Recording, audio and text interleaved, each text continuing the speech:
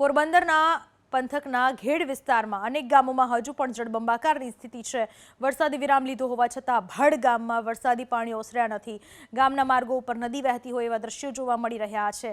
કમર સુધી ભરાયેલા પાણીના કારણે જનજીવન ખોરવાઈ ગયું છે। આવી સ્થિતિ ઘેડના અન્ય ગામોમાં પણ જોવા મળી રહી છે। માધવપુરથી આવતા ભડ, મિત્રાળા, નેરણા, એરંડા, ઠોયાણા અને રાણા કંડોરણા જ્યાં આવવા જવા માટેનો રોડ હાલમાં બંધ છે। છેલ્લા એક અઠવાડિયાથી પોરબંદર અને ભેડ વિસ્તારની અંદર વરસાદ માજા મૂકીને વરસી રહ્યો છે, ત્યારે ઉપરવાસમાં પડેલ વરસાદ અને આવેલા પાણીના પૂરને હિસાબે ઘેડ પંથકની અંદર પાણી જોવા મળી રહ્યું છે। જ્યારે આજે પહોંચ્યા છીએ આપણે નવા ગામ જતા રસ્તા ઉપર, ભડથી નવા ગામ જતા રસ્તા ઉપર, જ્યાં સમગ્ર જગ્યાએ આપ બતાવવા માંગીશ કે ફક્ત ને ફક્ત પાણી જ જોવા મળી રહ્યું છે। પાણી સિવાય કશું જોવા મળતું નથી। આ પરિસ્થિતિ ઘેડની છે, જ્યાં જોવો ત્યાં પાણી જ જોવા મળી રહ્યું છે।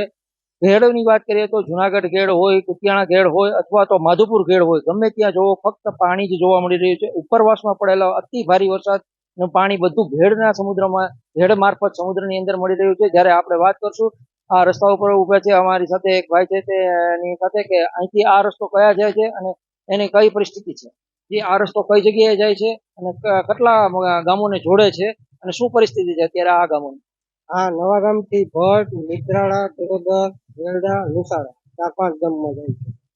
અત્યારે જે આ ગામોને જે આ બધું નવી બંદર જેવા ગામો જે બધું જવાય છે, નવા ગામ જેવા ગામો, ત્યાં ગામની પરિસ્થિતિ શું છે?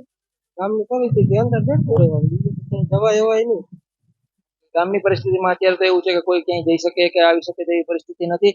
તંત્ર દ્વારા તમને અહીંયા કોઈ સહાયતા અથવા તો કોઈ પણ જાતના સમાચાર પૂછવા માટેની કોઈ પણ કાર્યવાહી કરવામાં આવી છે કે હજી સુધી તો કોઈ નથી આવ્યું। આપણે બીજા ભાઈ સાથે વાત કરશું કે જેથી આપણે જાણી શકીએ કે શું પરિસ્થિતિ છે અને હકીકત શું છે। સાહેબ, આપણે અહીંયા જે ગામ છે તેની અંદર શું પરિસ્થિતિ છે અને શું વર્ણવું છે?